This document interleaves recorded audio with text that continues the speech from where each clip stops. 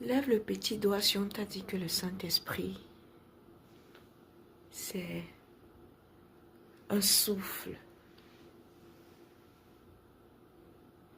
En tout cas, c'est pas le petit doigt que j'ai levé, mais c'est le doigt quand même. Moi, là, on m'a dit que le Saint-Esprit, c'est un souffle. Et on m'a dit que c'est une puissance.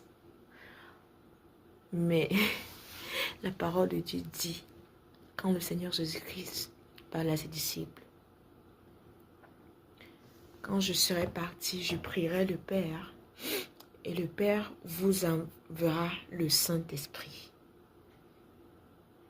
Il poursuit en disant, il vous enseignera tout ce que je vous aurai dit. Il vous rappellera de tout ce que je vous aurai dit. Il vous enseignera les secrets, il vous enseignera bien des choses. Il ne dit pas, ça vous enseignera. Il dit, il vous enseignera.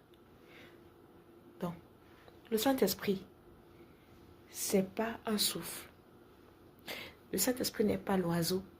Le Saint-Esprit est bel et bien une personne. Je suis venue te choquer ce soir. Le Saint-Esprit est une personne. Comme le Père est une personne, comme le Fils. Voilà pourquoi le Seigneur dit, il vous enseignera. Et ce n'est pas une force. Une force ne peut pas enseigner. On est bien d'accord. Et la puissance ne peut pas enseigner. Il vous enseignera. Souviens-toi aussi que le Seigneur Jésus-Christ a parlé en précisant que le Père vous enverra un autre consolateur. Un autre. Quand on parle, quand on dit en français un autre, ça fait référence à un autre exemplaire. Ou alors une autre, pareil que.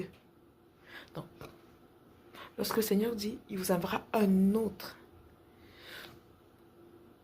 C'est-à-dire une autre personne comme lui. Une autre personne comme lui. Et quand il précise en disant que si je ne m'en vais pas, le Saint-Esprit ne viendra pas. On croit toujours que le Saint-Esprit c'est une puissance. Que le Saint-Esprit c'est une force, que c'est un souffle, que c'est le vent, que c'est un oiseau. Le Saint-Esprit c'est une personne, bel et bien une personne. Est-ce qu'on peut attrister une puissance? Est-ce qu'on peut attrister un vent? Est-ce qu'on peut attrister? Pourtant le Seigneur dit, n'attristez pas mon Saint-Esprit. N'attristez